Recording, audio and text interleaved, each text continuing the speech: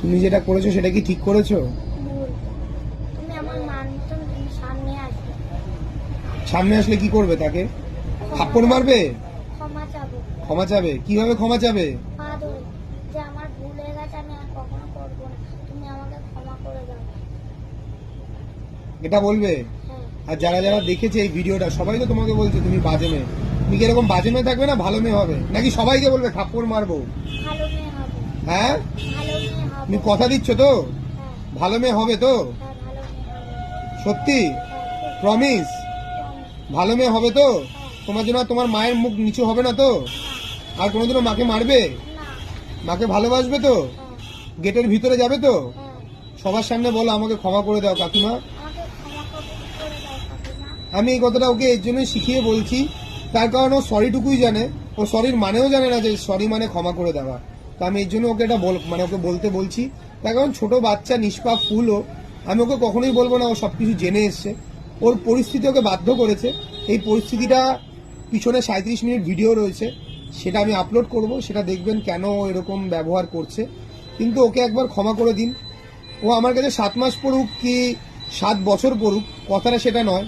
ওর ভুল হয়েছে, সব থেকে বড় ভুল বড়দের সাথে মুখে মুখে তর্ক করা। আর ওর মার ভুল যে বাঁচাতে চেয়েছে তাকেই অপমানিত করা, অপদস্থ করা। সেটা ওর মার শারীরিক কিছু সমস্যা, মানসিক কিছু সমস্যা, সেটা ওর মা বলেওছে। এবং ওর ছোটবেলাটা, নিশার ছোটবেলাটা একদমই ভালো ছিল না। যেটা 8 ঘন্টার কথাই শুনলাম, 8 ঘন্টাতে তো একটা 9 বছরের জীবন কাহিনী শোনা যায় না। 8 ঘন্টা একটা মানুষকেও বিচার করা যায় না। তো মানুষ এখন 1 মিনিটের রিল দেখে মানুষ যেটা বিচার করে নিচ্ছে, আমি মানুষজনকে বলবো প্লিজ একবার ওর ভবিষ্যৎটা ভাবুন। ওর ছবিগুলো নিয়ে প্লিজ মিম বানাবেন না। আপনাদের কাছে আমি জোর হাতে ক্ষমা চাইছি, ওর হয়ে আমি ক্ষমা চাইছি আপনাদের কাছে। আপনারা যারা যারা ডাকবেন আমাকে, আমি সবার কাছে গিয়ে দুয়ারে দুয়ারে গিয়ে ক্ষমা চেয়ে আসবো।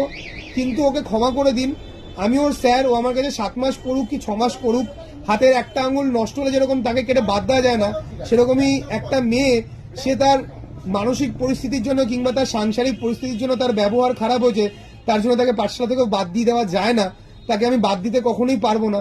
তো আমি যেরকম ওর স্যার, ওর গার্জিয়ান, ওর অভিভাবক, 7 মাসের জন্য 7 মাসের অভিভাবকত্ব হলেও 7 মাসেরই ওর অভিভাবক।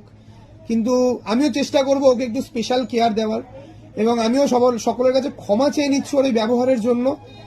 এবং আমি চেষ্টা করব ও যেন ব্যবহার ভালো করে, ও যেন একজন মানুষের মতো মানুষ হয়ে ওঠে, একটা ভালো মেয়ে হয়ে ওঠে। বিস্তারিত অন্য ভিডিওতে রয়েছে, পরে সেটা দেখাবো। ওর হয়ে আমি ক্ষমা চাইছি। তুমি আপাতত জোরহাত করে ক্ষমা চাও। কি করে ক্ষমা চাইতে হয় জানো? সেটাও জানো না। কি করে ক্ষমা চাইতে হয় তোমার মা কিভাবে শেখাচ্ছে?